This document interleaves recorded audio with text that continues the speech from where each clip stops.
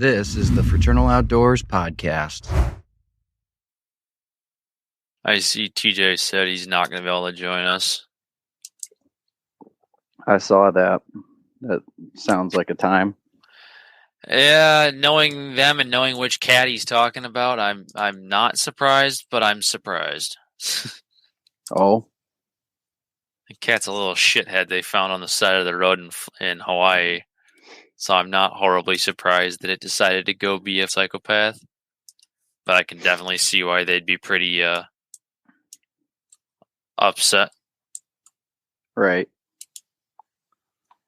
Yeah, my cats are both street urchins too, so I'm glad he came home. I like that little bastard. yeah. Cat's crazy, but he's cool. Well, I know a vet tech if he needs a consult. Should send him a message and just say that. He might actually take you up on it. Everybody else picks her brain. She doesn't mind at all. She kind of likes talking shop. Yeah, it's kind of entertainment. Gives her a chance to like work the brain on it. I know that's probably where I'd end up. Unless it's work and it's clients asking me questions and then I really don't want to answer. Yeah. I mean, I can don't. geek out. I can geek out on engineering stuff because it's just part of my nature. It's how I ended up where I'm at, you know? Mm-hmm. Although less on the like real, like, if you want to talk critical math, I'm like, nah.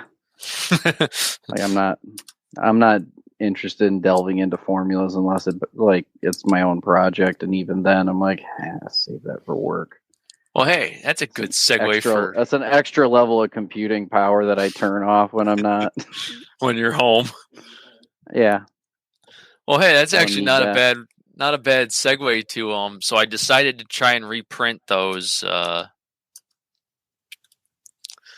components in PLA, and I doubled the wall thickness like I talked about when we were down there talking about it. You're talking about our adjuster brackets for the portable blind, right? Correct. So I doubled up the wall thickness, and then I doubled up. I think I did like 30% infill. And nice. I had one where the nozzle got clogged. And so like halfway through, and not even halfway, like 80% of the way through, it turned to like sponge candy.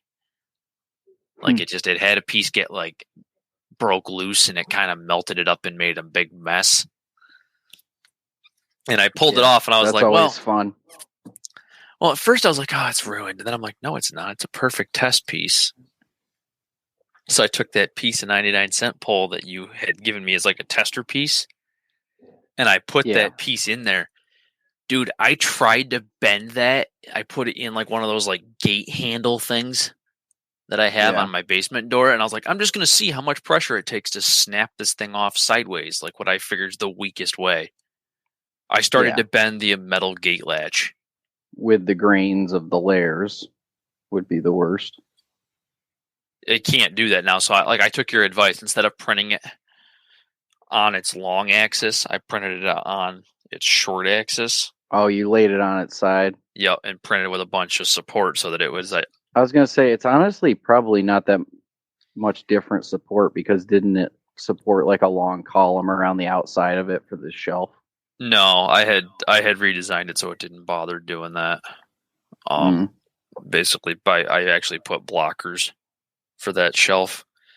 The only problem is it makes it not quite as pretty on the downside of the ear and on the top side of like the pipe piece. It makes it a little stringy. Like there's some spots where it could probably use some better.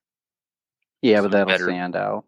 It didn't even need to sand it. Like it's fine. It just cosmetically it doesn't look very good. So like I said, we're gonna brattle can over it to get a protective layer for UV purposes, anyways. So. And sanding it will make it look pretty. It just doesn't look particularly pretty right now. Well, you got to paint prep it anyways. So, anyways, the fun of that is that I tried bending it. I couldn't bend it at all, and so I was like, well, let me see if it fits. That's promising.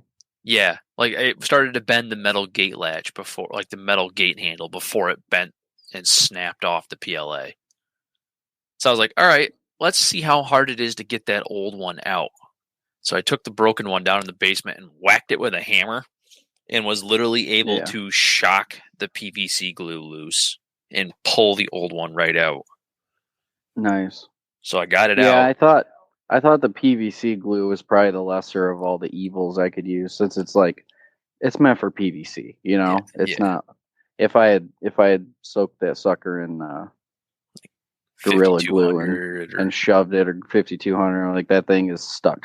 You're drilling it out if you need it out that bad. Yeah, and that's what I was planning to do. Is I was going to take the hammer and shock it if I could to break the top off, and then I was going to try and use the claw of the hammer to like ream it. Mm-hmm. And I just got lucky; it came all out in one piece.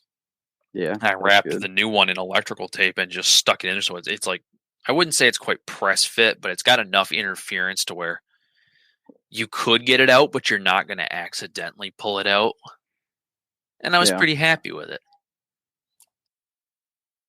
Folks can check out what we're talking about on our Facebook and Instagram accounts. I'll post some photos of our portable blind setup along with the show.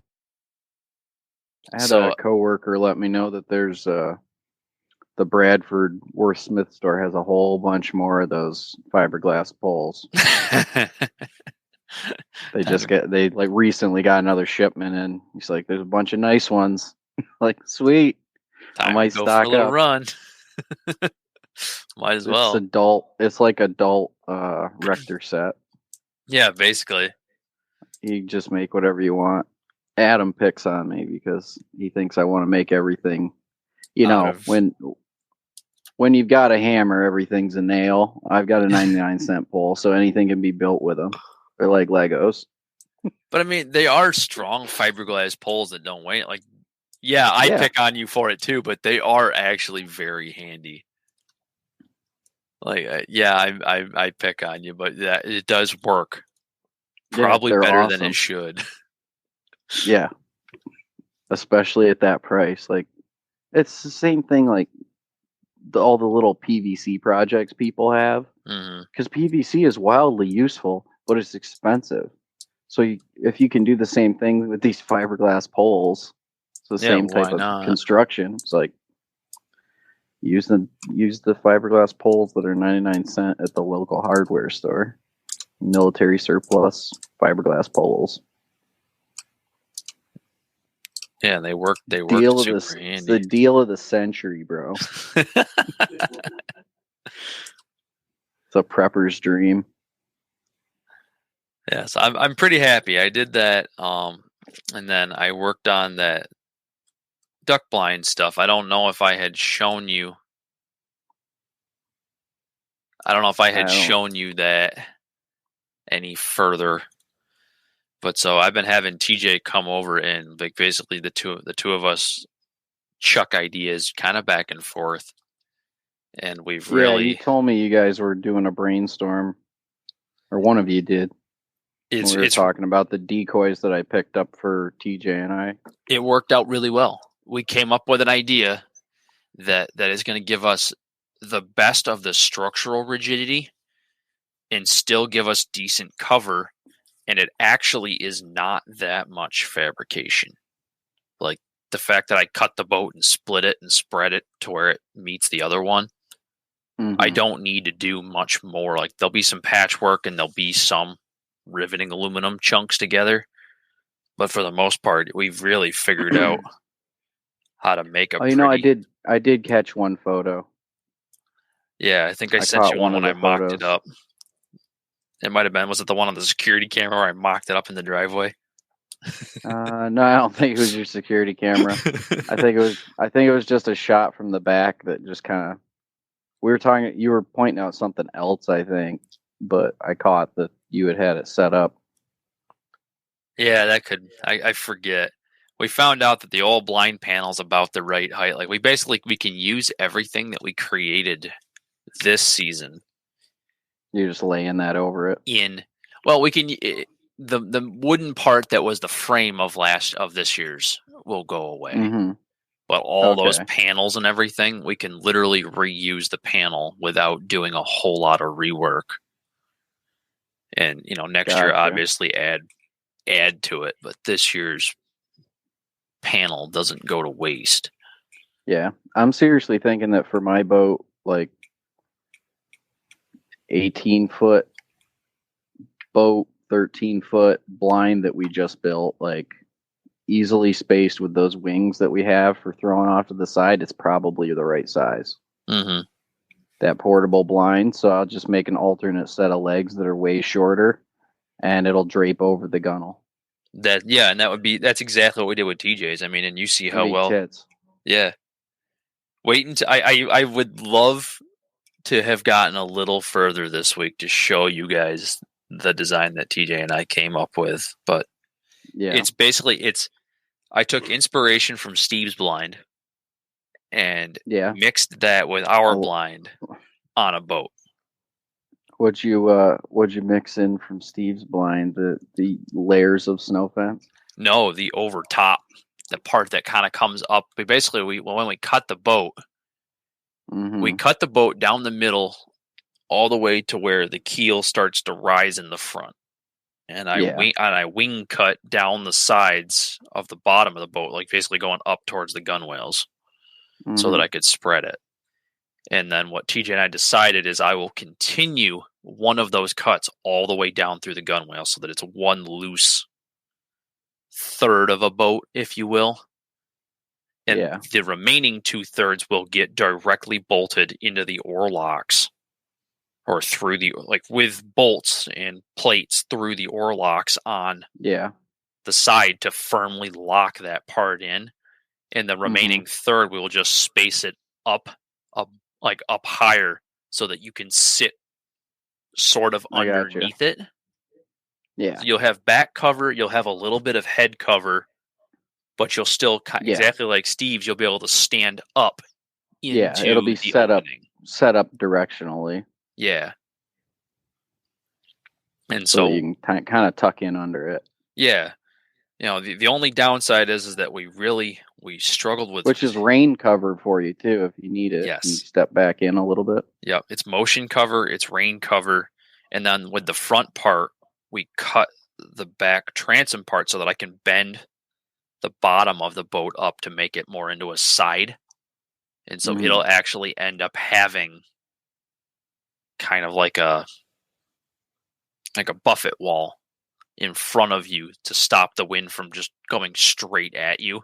Like you'll get wind in your face and the tops of your shoulders if it's blowing in your face, but otherwise your hands will stay warm. And the fact that the nose is still all one piece, you'll actually have a space. If you get cold and you get wet and you get nasty, you could stick a buddy heater up there and it would heat the nose of the boat and throw the heat, down the length of the boat at you.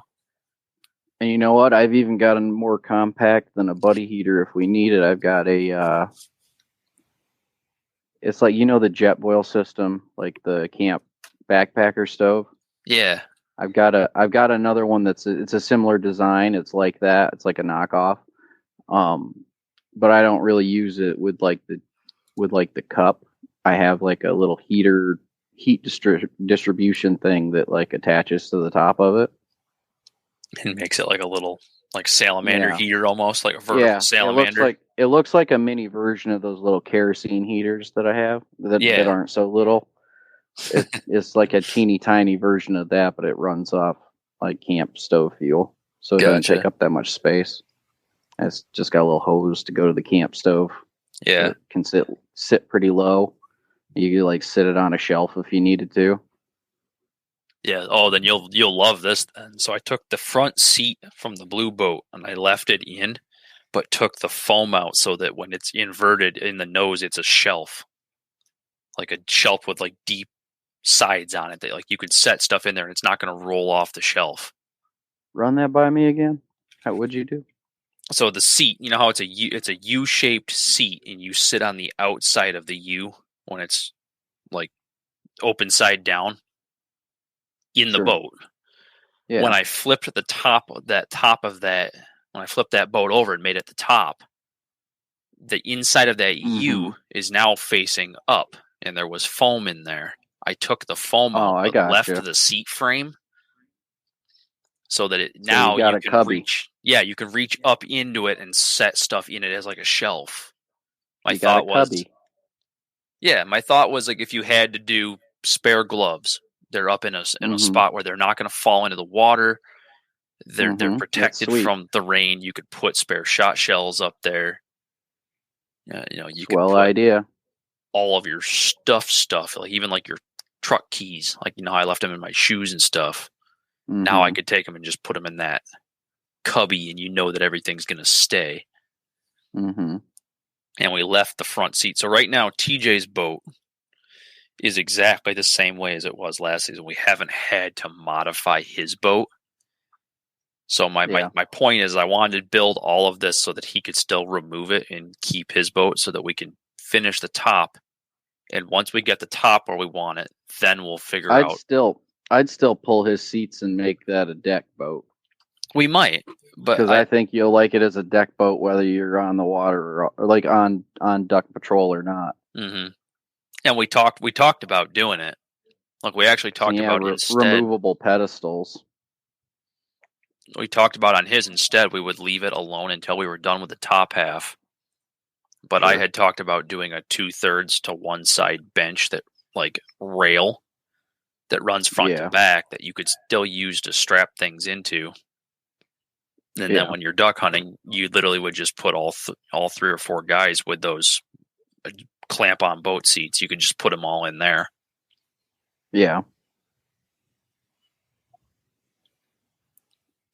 But for right now, we're working on the top half. And then once we get the top half where we're happy and set and we're permanently basically making that whole one top clamshell removable, then we'll modify his boat so that right now he doesn't have to worry about his boat becoming permanently one thing. Or, I don't want to make it permanently a duck blind because it's not mine. So he can still keep his boat. But I think he'll be okay even if it ends up being permanently a duck blind, considering he didn't even want the damn thing a month ago. Mm-hmm. It's more for me of being like, I don't trying to make sure he's got the paperwork and everything else. Yeah, then we're kind of banking on him getting the paperwork because with the weight, we're not adding a ton of weight, but it's no longer, you couldn't carry it now. Like before, just TJ and I could pick it up and carry it. Like it's not fun, but you can do it. Right. Adding this extra weight, you won't be able to do that. But last weekend, we went down to that launch instead and just backed the trailer in and launched the boat that way and then walked up towards where we sat. We'll definitely do that in the future. Like we may store the trailer and stuff at Scott's house while we're out doing our thing.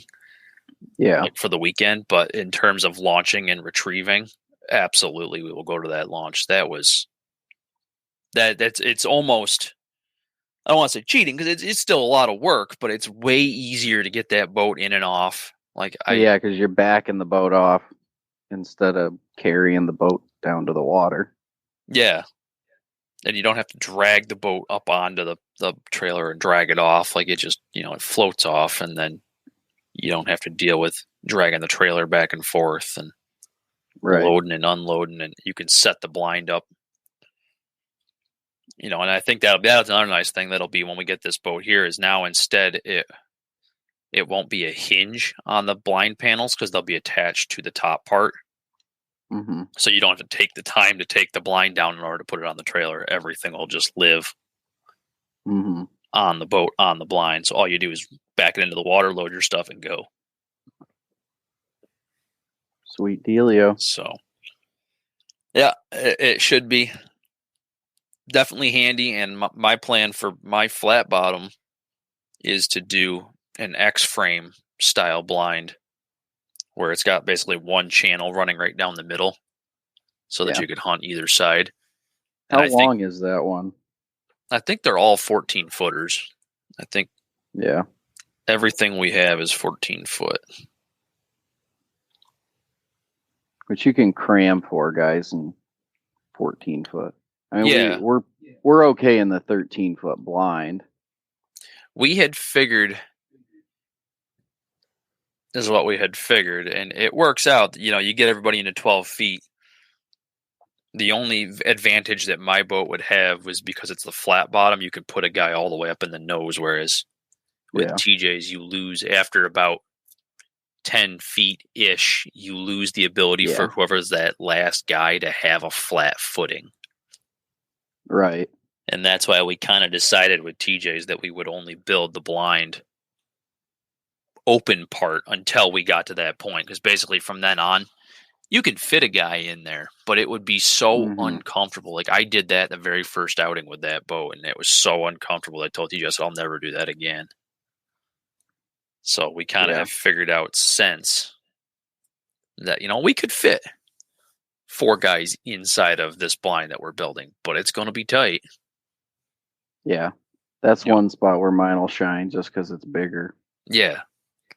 Yeah, you'll have have all 4 of us are going out. It's once that's done, it'll be a consideration for that reason. Yeah. Yeah, you will definitely have the best for the big 4-man trips. And my flat bottom I think will fit for short spurt trips. Like if you guys come up to the weekend again, where it's the 4 of us for a weekend, we could take my boat. It wouldn't be that bad. Yeah. But if we're doing like a long weekend, yeah, we want yours. We'd want that little extra few feet. Yeah. You want that extra, like, you can load her down and kind of, for me, I can kind of leave a lot of my stuff. The stuff that was riding around in the truck bed and getting pulled out every time could just ride around in the boat. Yeah. And I think one less. With TJ's being secure too, we'll be able to put some of the, same thing, more of the decoys and stuff will be able to live in the boat. Now that we don't have to take it down and bungee cord it to transport it. Yeah. And TJ and I have decoys now. Yeah. I looked up a paint kit to freshen those bad boys up. I might ask TJ if he wants to split it because it's supposed to be good for 24 decoys. It's like it's $50 and it's 24 decoys worth of like hen and drake bluebill paint. Yeah. I think it's like hand paint. So it's not like spraying her on there. So it depends on whether we want to go like nice or if we would just want to do quick and dirty. They are used decoys. Yeah. But they're not in that bad of shape. I'm thinking we might set them up good. We got brand new mallards. We might as well give it a good showing, right? Yeah, and I think that you may be able to get like just a small airbrush kit and just get a little bit of like airbrush paint. Yeah, maybe go that route. Because those Goldeneye aren't that bad. No, those are passable. I don't think I'll screw with those. The bluebills need cleaned up and freshened up. But for $30 a dozen, well, $30 for a baker's dozen. Yeah, I think you guys would end up being pretty happy no matter how you do it. Even if you got a little bit of white paint to go with to freshen up the backs, that would probably be about all those really, really need. Yeah, I'm just thinking about going over the top. I watched the foam filled. Did you after video. I talked about it? It was the next one in that series. Like I had stopped at the one before it. So I literally looked and I was like, huh, I'll watch that. I just went and skipped around on all of those surviving duck season videos. I let autoplay do it for me. So I go to his playlists on the different like shotguns, decoys and such, and calling. Like I'm in the middle of the calling ones right now where I'm listening to some more of his additional. He's talking about cut down calls and stuff and cleaning your calls. Cause I had a real bad problem this past weekend where I couldn't get my regular mallard call. It would freeze. It was like it was freezing up. It would work just fine if I sat and blew into it backwards and kept it warm in my hands. Yeah. But if it even remotely started to get cold, that reed became so stiff and unusable. and I was listening to his talking about how he's like, man, reeds only last a season or two. He's like, you buy a new Mylar reed and you cut a new reed. And he started talking about it, and I'm like, I wonder if I didn't start to blow out that reed, which I don't know how you do a double reed thing. I haven't looked into how do you replace the reeds on a double reed. But he said that those Mylar reeds, they're pretty cheap. It's just a sheet of like 10 mil Mylar. So I debated on trying to do the cut down tuning and really to tune my call in, because I don't love my call. I actually have asked for several new ones as part of my Christmas gift list when people were like, what do you want? We need something small. I was like, here's this $30 duck call that I think looks like a one that I'd like. Yeah. And that another thing that Joel had said is he's like, I always carry two of my favorite call. He's like, I carry two of my favorite call everywhere I go, even if it's second one's in my blind bag and stuff. And I'm like, oh, that might. One acts up, you got spare for the day of. Yeah. That's not, your spare is not like some other call that you have to refigure out because you never use it. It's the same call. Yeah. And as long as it's realistically close. Yeah. But it's realistically closer than any other brand. You know what I mean? Yeah. Yeah. So I'm curious to see what comes, but I think I will either monkey with a different reed, or I may try to go to a different call, and I may really like to try to switch to a single reed now that I've got the basics down. And I know that I can make a double reed perform. I might try to graduate to a single reed. Oh boy. Yeah, I might regret it. I might hate it. I might learn that I have. I feel like I've learned a few bad habits this season. That I was, especially when that call got cantankerous on me, I definitely noticed myself doing things that I'm like, that's poor form. That's poor form. I need to fix that. Steve still said you didn't sound like a dying chicken this year, so that's massive progress from what he told you last year. Yeah, Steve said I sounded better, and I know you. I mean, we got opportunities, man. We saw ducks. We saw you call to ducks. We saw you turn ducks.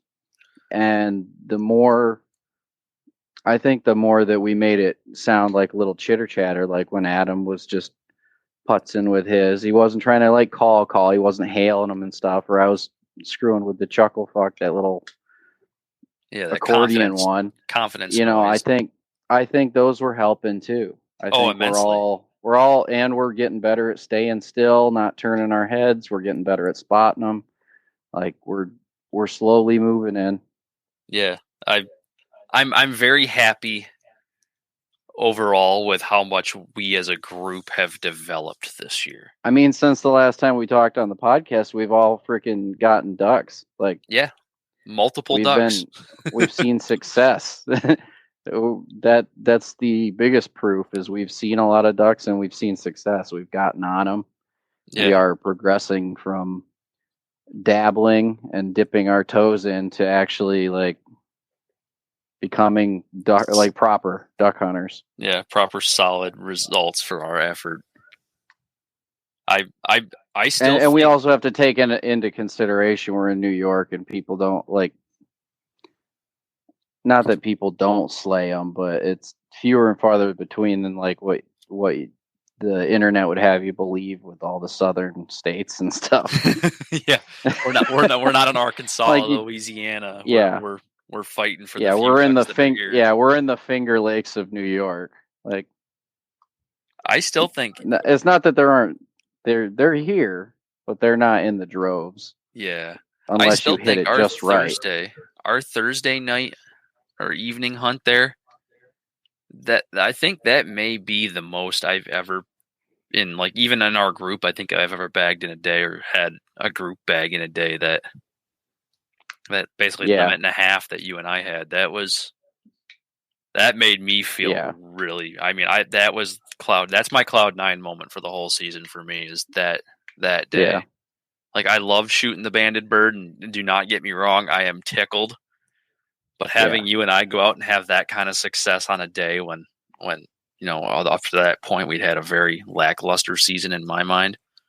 Yeah. I felt so good about that, man. Yeah, I was pretty happy. There's just the two of us. We went out there and got her done on our little extra day off. It paid off. Yeah. Oh, I got a great story for you about Sunday. So Saturday I went out by myself, and I made some poor mistakes. I showed up a little bit too close to sunrise. I was a little too rushed. I put my decoys a little too tight and too close.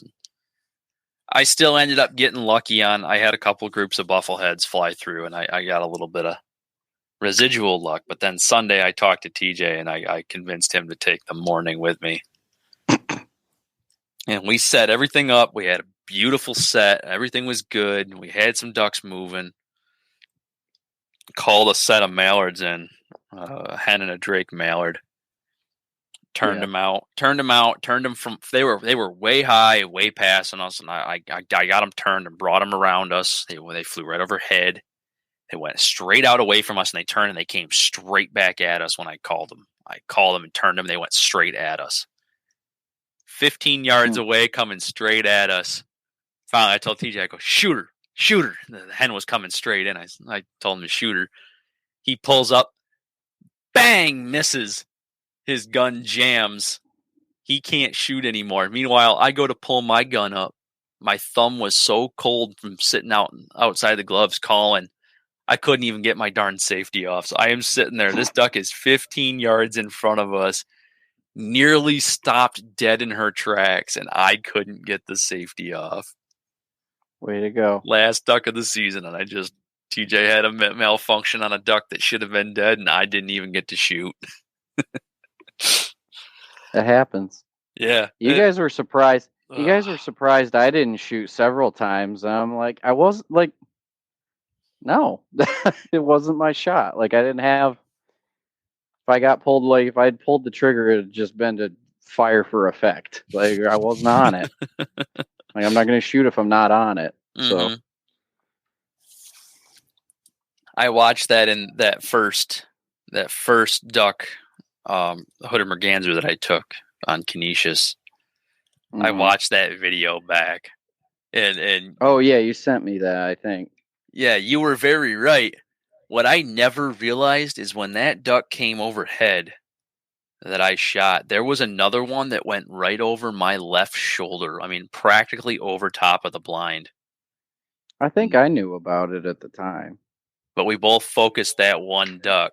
And then, well, yeah, because that other one peeled off like to your left. So it was farther out for starters. And the other one, like, I couldn't have stayed on that one anyways because it was peeling past you. So yeah, I mean, there was no way we would have been able to take them both with the way that we both focused on the right-hand duck. Yeah. But in hindsight, when watching the video, I'm like, man, if I'd have been just a little more attentive, I would have probably shot at the left-hand duck and left that right-hand duck all to your devices. I never even registered seeing that left. I don't think I would have had anything on that right-hand duck that you bagged. Like, it was so straight over my head. Yeah, but I didn't shoot it that I would have had probably 10 yards past us. That's true. But I was already ducking out of your way. Like, I'm like, I wasn't gonna get the 360 swing. I was behind it too far. Yeah. I'm like, I'm just gonna get out of his way so one of us has the best shot at this thing. So I dropped low and then pivoted to see. And then I thought about going up again, but I saw you turn too. I'm like, all right, he's got it. Yeah, so it's funny, and you're watching the video. Is I had kept my gun. So I'm watching you reach for your gun to try to draw up. And yeah, that was the thing. That's why I was so far behind. Like, I'm standing there with my gun at low ready, with the muzzle just up close to me. And so I see you turn, and when I see you kind of dip down is when I finally shouldered up and pulled. Like that was Yeah. We would have had a way better chance if we had watched both ducks, but being the way we were, we unspoken coordination that once it was past you, as I looked down and saw you going back down, and I went up. And it worked. It was neat to watch, but I was watching the video and I'm like, man, I should have left that one to you, and I should have been looking at that left-hand duck. That was fine. It worked. It worked out. In the end of the day, we had a heck of a day in that evening. I mean, I was impressed with the coordination. Yeah, one thing for next year that I'm gonna try to figure out better is I'm gonna try and figure out how to get, if not a GoPro, a camera that does give us that longevity. Yeah. I'm still surprised to find out that GoPro only has a battery life of 80 minutes. I think it's just that model. I think they improved it after that. No, I really went and looked. Like you can get. Oh, really? Yeah, you can get the Hero 10 and it'll give you like an hour and a half, an hour and 40. But there is not a single GoPro lineup for continuous footage over 2 hours. That's wild. Yeah. I always thought that these things had like 4-6 hour battery life. Yeah. I never realized that the recording battery life is less than 2 hours. So I'm gonna put some research in, and I saw that they make a battery door for those that allows you to plug a USB-C like waterproof cable in. Yeah. And then you could plug it into like a remote power supply. I thought, I know where to get those. Yeah. Yeah, you're catching on where I'm heading with this. My thought would be to try to figure out like what the amp hour rating is on the internal battery, and then compare it to an external, and see. I mean, even if we could get it to like a 4 hour, I feel like if we could get it to 4 hours of continuous, that I would be content. Well, most of the standard Zippo power banks are 5,200 milliamp hours. So I don't have the camera in front of me. If you know what the did I lose you? You there? No, yeah, I got you. If you know what the draw is on that, you can do the math and figure out how long you'd run.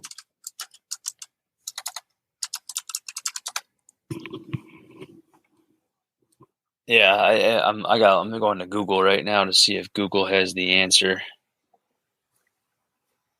But as of right this exact minute, I did not see. Yeah, that's fine. That's something we can dick around with at some point. Yeah. But that was one thing I thought that I would spend the extra time to try to come up with a better solution, because I enjoyed that, but I would really love to be able to record a whole hunt and just let it go. Yeah, that would be cool. I know some folks that do a little bit of self-filming. Maybe I should ask what they've got. So, according to the ye olde Google, the internal battery is only 1,200 milliamp hours. So if you figure I can offer you almost 5 times that. Yeah, 4 times easily. So if 1250 equals an hour and 20 minutes, then 5K would be a little over 4 hours. Yeah, and that's on top of your actual original battery life. Yeah. So you're talking 5 hours. 6, I think, unless I'm doing math wrong. Oh, sorry. Yeah, probably. So assume yours had 5,000 plus the 1250 and the internal battery, and then divide by 1250. That's 5 times an hour and 20 minutes. Yeah, that gets us just about 6 hours of battery, or 6 hours of video. Yeah, you could get more accurate math if you took the actual amp hour draw. Mm-hmm. But the only other thing I may do is for estimating purposes, yeah, you're gonna get around 6. Yeah. The other thing I noticed is that I had it when I recorded with us. I had tried to do it in 2K. The chop of the 2K is too severe. Like it stutters in the audio and in the video. So I think I might end up dropping it back down to the 1080 to try to do the last bits.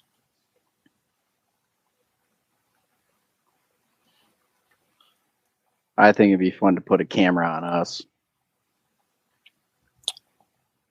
Like the hat mount that I had. No, I mean on our on the cockpit, like on the hunters. Do it the other way around. Well, it'd be cool to have both. Yeah, I've got video editing software. Like we could actually overlay. Like you use the shot as your lineup point because it's the thing that's going to give you audio signature on both devices. You just use the shot and you overlay them on each other. Yeah, that would work. And then you do like picture in picture. You like make the whichever one you care about less, the smaller box in the corner. We can make sweet little videos. Yeah, that would be neat.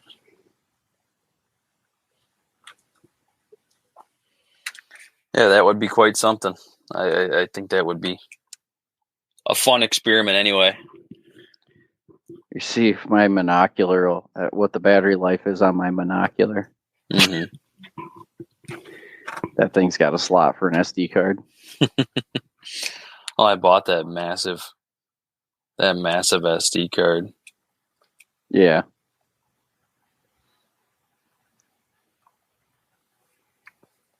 I got a couple SD cards, so we could try that. Yeah. I got that other like knockoff GoPro that I don't think is worth a damn kicking around too. Might be. I mean, I don't know which one will be better, that one or the handheld. That monocular. They probably cost about the same. Yeah, we should play around with it. But I'm thinking either way that'll end up being a route that I'm going to want to explore for next. Yeah, that'll be cool. Next year. Try and see if I can make that into something a little better.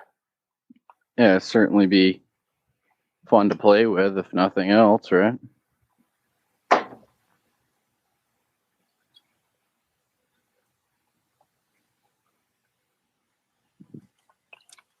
Yeah, I think still over there. Yeah, I'm still here. Sorry, I got you. Just kind of starting to taper. I'm looking to what am I got left to fill you in on for the fun stuff that's going on. I think, for the most part, I talked to Dad today about deer hunting for the weekend. It looks like it's going to be Dad and I for opening weekend at this point, and then Callie's going to join us for the Friday, Saturday after Thanksgiving. She's going to come out and hunt for her first season. See if we can put her on a deer. Yeah, that'll be good. I am not hunting the opener for New York. I'm not doing Saturday, Sunday, but I still had Monday off when the original plan was coming up your way. Mm-hmm. I still had that Monday taken off, and I left it. I'm going out with Nate on some public land. He's one of the guys that hunts here. He's one of the guys I process deer with. Mm-hmm. Yeah, I think you had mentioned. He's been hunting New York in some of the public land down near this area, and usually gets a deer, and he's always nagging his brother to go with him. His brother's not interested, so I kind of just hit him up like, hey, man, I'm looking to stay a little closer to home this year for New York season. I was wondering if he'd give me some leads, like on some public land. And he's like, you can come hunting with me. I'm like, yes. He jumped right all over the choice. Sweet. He's like, yeah, I've been asking my brother if he wants to go for years, and he's always has an excuse. I'm like, that's fine. I'll come. But they both hunt archery, so I think his brother just does PA archery, and he prefers to not buy an extra tag. But it's also a lot of walking from what I hear, so.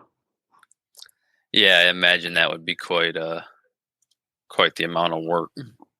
He walks all the way to the way back corner of my Uncle Joe and I's property, though. He's not afraid of walking.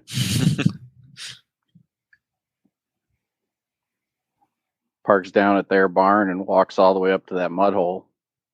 It's not a short walk. Ain't no hop, skip, and jump. Up where my trail cameras are, he's waving to me on them as he's walking through. Like that's some elevation gain, if nothing else. It's not a slouch of a walk. Yeah, I wonder what that is. I should throw a line back there and see what it is to hike to that back corner. It's not a short walk. Like, I'm lazy. I'll take the 4-wheeler at least halfway. I don't park down at the barn and walk up. Not that I don't go hiking and shit and do some walking, but I'm lazy by nature. Like, I don't do it for the hell of it. If I have a 4-wheeler and the property allows for it, like my own, then I'm going to do it. Yeah, I mean it's something to say. I was also noticing that when in Joel's video he's talking about old school hunting. You know, he's like, if you're gonna say old school, man, he's like, you gotta forego modern transportation and modern heating. Yeah, I caught that too. I thought it was quite amusing. I was like, oh yeah, that's a fairly solid point. Mm-hmm. Although I think we kick it a little more primitive than some. Yeah, I'm sure there's some stuff that's worth a consideration. Well, I mean, where we're hunting, we can't be taking shit back with a side-by-side, but we could put a motor on the boat. And we will. Like, boy, that'll be nice to have next year. We could be putting a motor on the boat, and we haven't yet, like, because of circumstances, we haven't. But you bet your ass we will. Yeah, it'd be nice to have that option, that's for sure. Mm-hmm.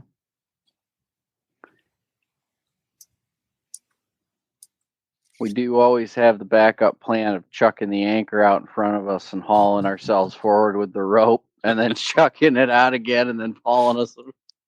I couldn't believe that worked. It worked really better than it should have. Yeah, boy, that was a lot of fun. Let's not do that again. We were in that really swampy stuff in like Lamoka or whatever it was, and I was tossing the anchor out in front of us and then pulling us up to the anchor and then pulling it up, tossing it out. It worked so nicely. Yeah, because neither the trolling motor nor the outboard could get us out of there because we were in some sloppy stuff. Yeah, that's one thing that I've made sure of in my considerations for when I'm looking at motors is I've already kind of predetermined that I'm going to get an air-cooled motor. Oh, yeah? Yeah, I think that's going to be on the discussion. I thought you were going to get you a mud motor. Yeah, that's kind of what I mean. Is no matter what I'm going to get one that's air-cooled. Air over water-cooled. I think that will make me a happier child. I'm honestly thinking about it. I'm not opposed to that big open deck idea. Move to tiller and get rid of the console. The only part I don't like about that is we already have all the wiring staged under the decking for console. Yeah, you know, And if we go tiller now, we're either going to have a weird battery box in the middle where the console would have been, or we're going to have to get creative on pulling some wires from. I mean, we can use the existing wires to pull wire for that portion, but we're still going to have to pull from there back to the transom to relocate the batteries, or yeah. keep them in the nose of the boat. Honestly, pull those wires out or just bury them in case we ever change our minds. Cap them and bury them. Yeah, that's just one. have staged wiring if we ever change our minds and go to a console. Yeah, and decide to. And then we to switch can, back. because if the trolling motor's in the front, what do we need in the back? Just any lights. So we don't need to run heavy gauge wire to the back. Which, I mean, I think you'd already have enough. I mean, those Predator motors, the starters for those Predator motors, we don't need to run an enormous wire for that. Probably 20 gauge, you think? Yeah, I don't know enough about DC to say off the top of my head. Like I know that like my big boat has, I think, number 6s to the back for the big DC for my boat. Yeah, but that's a big motor. Those Predator motors. Yeah, I don't have much frame of reference. They run off a motorcycle battery usually.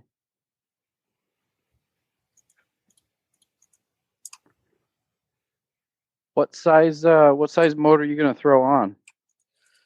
I don't know. I was thinking for my boat, I would probably do like either a 1 horse or a 3 horse, something. I don't need to go. I probably don't need something that's, you know, super sized. I don't probably need to be chucking piles of horsepower at something. It's going to be a small boat for a small purpose. Now, what do you think I ought to have? Maybe at most a 20. What at least? What's your range? Smallest to largest? I feel like for your boat, because you're going to ultimately end up... It has a 90, Sean. Yeah. And it hurts my feelings to get rid of it for something with less power, even though that thing looks like an oil slick going down the fucking river.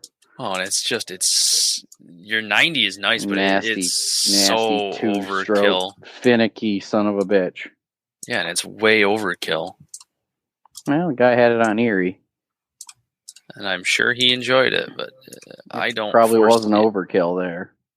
Yeah, I don't foresee you needing it as a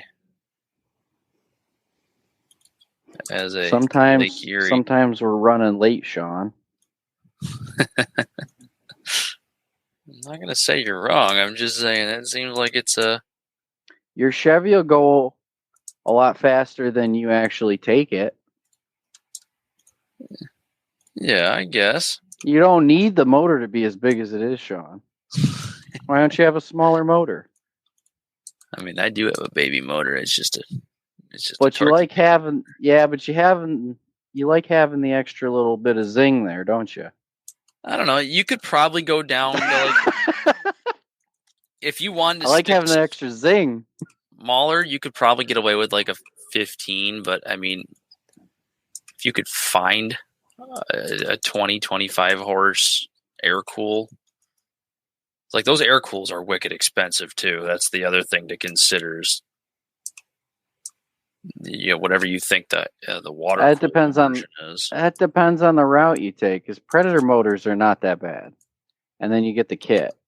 You get the motor kit for the pole motor. That's what you're talking about. It's a pole motor. Yeah. I think you'd need to be pretty big on a pole motor with your size boat. 90 horse. I don't even know if they make those. Yeah, I don't know. For those fucking pole motors, I'm not so sure. Yeah, it'd be cool, but I don't know the answer. Yeah, so you're still thinking a drop prop. I was thinking that I would like one for mine to be still. Yeah, it would still be a regular, just air cooled outboard. But I mean, I got you. I don't want to say I'm indifferent. I haven't decided how far I'm going. Yeah. And there's still a lot of unknown to my design. I've kind of put TJ's more at the front right now, knowing that he already has a water-cooled engine, knowing that we can put his kind of I already together. have a 15 tiller.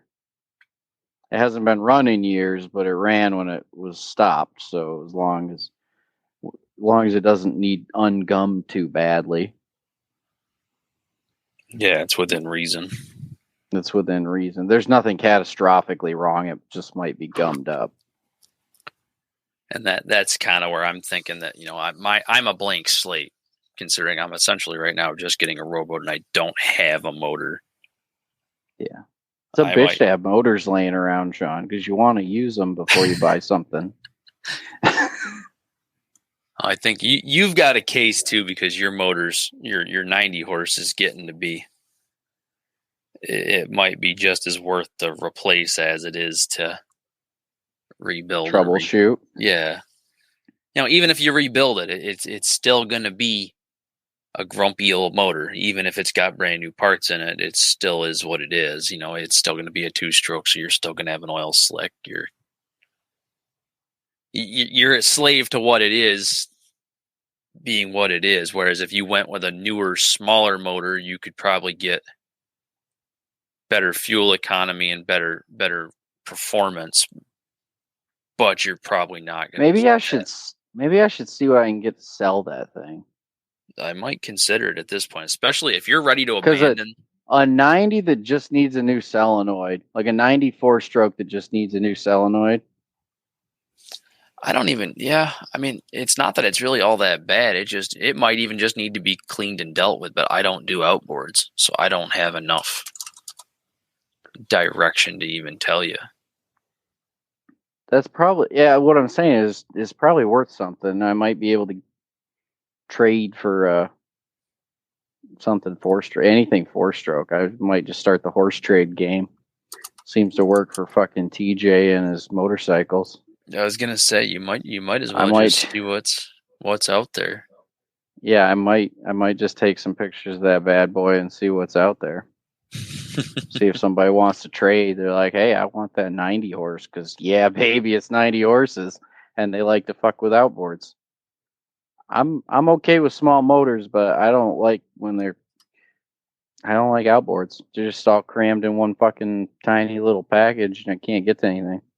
Yeah, I just at least on that one. I just don't know enough about them. I'm sure I'm sure that there's a time and a place and somebody that loves them, but I know nothing about it, man. I don't know what I'm looking at. You talk about a little Mikuni carburetor on a small 4-wheeler motor or a snowmobile motor. Nick and I are your guys. Nick and I have rebuilt a lot of carburetors. Yes, I know nothing fucking about Mikunis. Small engines. It's just not my playground, man. I know nothing about it. I can one up you on small engine. Yep. I do like having my partner in crime though. He's actually got an automotive degree. Mm-hmm. He went to it's Votech. It's like the Pennsylvania version of BOCES. Mm-hmm. Where you can take classes in high school, get a head start on your trades. Aye. He went to automotive, so he knows his way around stuff too a little bit. I mean, everything's constantly changing, but he knows the old stuff. And we've always tended to do our own maintenance, so we're always fixing broken snowmobiles and 4-wheelers. We just fixed up that one we bought off my grandma. Yeah. Mom bought it off grandma because she was looking to get rid of it. Worked out for you. Yeah, nobody else in the family had expressed interest. Grandma asked around, and Mom's like, you know what? I'm keeping it in the family. I know it's damn near brand new. It's an older 4-wheeler, but it's early 2000s 4-wheeler, I think, but it was just used to go down to the mailbox and back and shit. Like, it doesn't have a ton of hours on it. It was the backup for other people on the farm more than anything, and it was Grandma's way to get around without having to start the car, you know? Mm-hmm. But she didn't use it at all. So it sat there for quite a bit. It's funny. I was just looking on Facebook Marketplace. I found a motor that looks like yours, but it's a 75 horse. Yeah. What do they want for it? $800. Is it a 2-stroke or 4-stroke? It doesn't have a lot of information. It just says a Mercury Mariner 75 horsepower outboard. It doesn't say a whole heck of a lot, but I'm looking to see. By God, I'm gonna list that fucking 90 horse on the intranets. I was just looking though. There's one in. Maybe I should repaint the plastics black first. People like it more. What do you think? I don't know, but I like I said, I don't know very much about them, and I'm very hesitant to get very much of anything about them, just because I just don't know. Like if I pull the rope or hit the starter and it starts, I'm happy. If it doesn't, I know enough to start whacking it with a hammer, but that's about it.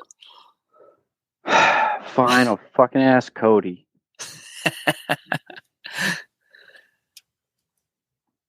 Yeah, we're right back to playing this little game where I'm looking around, looking at all the motors out there. Here's a 115 horse with the tilt for $100. It's listed right. Oh no, it's just the cowling for $100. Looks just like yours. Yeah. Black cowling. I can repaint mine black.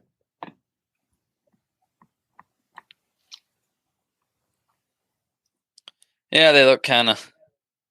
Who knows? I just don't know enough to tell you much of anything about it. I wonder if they have a like Nada or Kelly Blue Book for boat motors. They probably got something like a version of that. I bet they do. There's probably like a price quoter of some sort.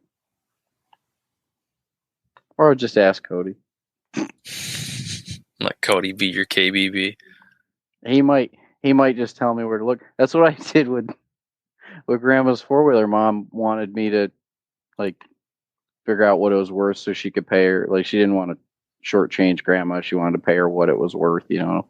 Mm-hmm. And because Grandma didn't know either, she just pay me what you think it's worth. So we have to like figure out what fair market value is. All right. What is like? So I'm partially biased too, obviously, because I bought my my 4-wheel drive because hers is only 2-wheel drive. Mm-hmm. Same like model. It's like a Polaris 225. They're both Polaris 225, similar years. And mine came with a plow, and it was 4-wheel drive, and I paid $1,600. Now I know things have gone up in price, but I'm like, that one's only 2-wheel drive and doesn't come with a plow. It's got new tires, yeah, but it's not $1,600. And then so I asked Nick, I'm like, can you go check, like, because you're unbiased, and like just see what it's worth. And he did a little market research and looked at some things, and I think there's a KBB for 4-wheelers too. For like like recreational vehicles. That's why I wonder if they have something for like boat. It might be boats in general, or maybe boat motors. We'll see. I'm gonna check now. But I'm starting you down this path. Yeah, way to go. It doesn't look like I just looked quickly on Facebook though, and it might almost just be worth it to try and tune yours up, but I just don't know. You know, it's one of those things where I'm shooting in the dark with not enough information to tell anything. Yeah. One way or another. But yeah, I had Nick look, and he's like, 1,700 if it runs. And Mom's just like, okay, well, you guys will make it run in no time. 1,700 it is. I'm like, I went up. I knew the battery was we knew going in the battery was shot. So we went and I looked at the battery. and thought I could hit it with the jumper pack. Jumper pack didn't like it. I tried pull starting on it. Like the battery was real far gone. We couldn't even get it hooked up to the truck.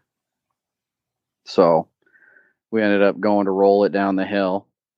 And at first I was going to roll it and let Nick drive the Jeep back. And then Nick went to get in the Jeep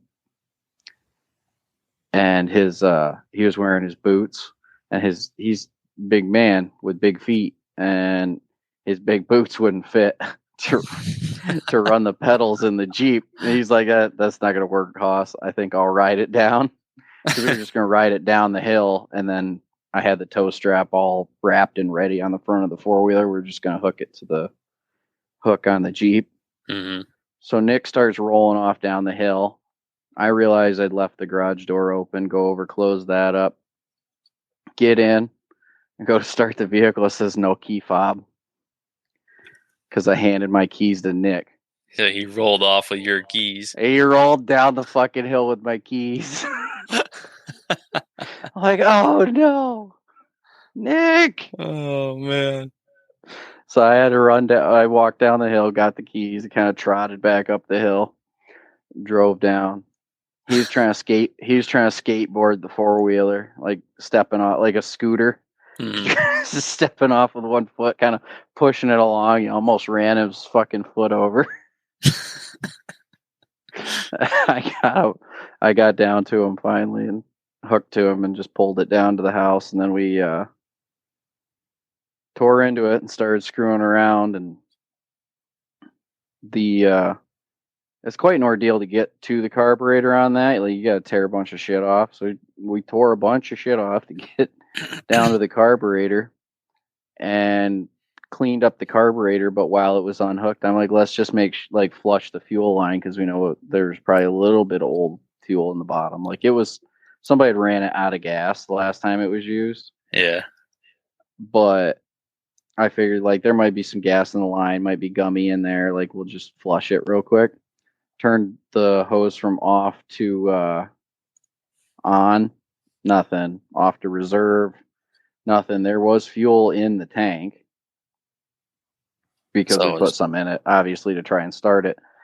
And, well, what the fuck?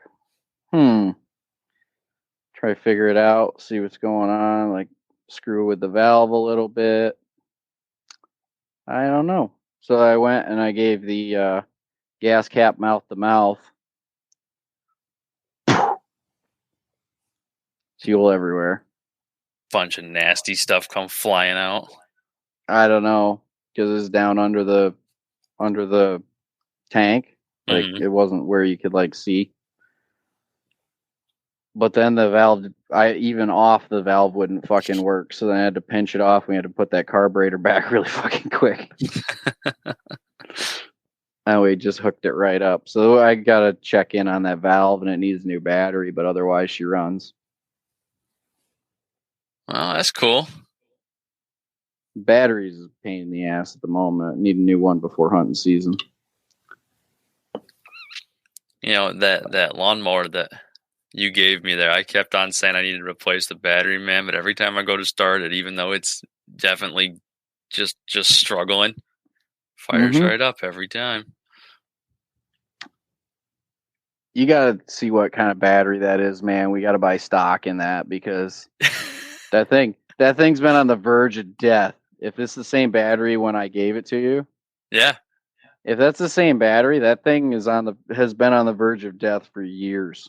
Yeah, man. I don't dare monkey with it, but when I first got it from you, I charged it up, and ever since then, I have not touched it. You charge it up, and it makes it through the season, and then you swear to God it won't. It didn't make it through the winter. Mm-hmm. Like she's fucked now, buddy. Like I didn't do anything with that thing over the winter. It just sat in there. I didn't put on a trickle charger. I didn't do anything. You jump start it or give it a charge and put it back and fucking runs. It's like 3-4 years running now. Like, I don't know how. Like it's been like you're sure it's going to be dead for 3 or 4 years. Mm-hmm. I can't even tell you how. Like Dad was probably the last one that put a new battery in that before he gave it to me. Like when they had too many lawnmowers at the farm, and he's like, "Here, you can have one of the riders. We don't use them all. If I need it, I'll come get it. Like if heaven forbid all the other lawnmowers break down." It's like sweet deal. And then I did that horse trade with Nick for the. He got that other 4-wheeler that I had bought off Travis, and he gave me his old lawnmower, which sits at the shop right now because it needs a belt and a battery. And But I that took replaced the I one took that I took the Craftsman down here. Yeah, that replaced the one that you got, but I've got I took and used the Craftsman all season this year because my Uncle Preston was kind enough to hit the shop lawn for most of the summer. Yeah. It's good. It's good living in a small town with family around, dude. I would not get anything done if it weren't for family and friends. Yeah, I'm surprised at how lucky I've been just with the same thing. The local few friends and stuff that are right here in this area have really saved me a lot of heartache. Yeah, man, you got to have community. Yeah, it's worked out. It's been helpful. All right, bud. Well, hey, I think I gotta get running tonight. Yeah, that's good. So, thanks for joining us. If you enjoy our content, please like and subscribe. You can also keep up to date by following us on our social media at Fraternal Outdoors on all platforms. And we love to see what you're doing in the outdoors as well, so please use the hashtag Fraternal Outdoors on your content so we can follow along. All the best in your outdoor pursuits, and catch you next time.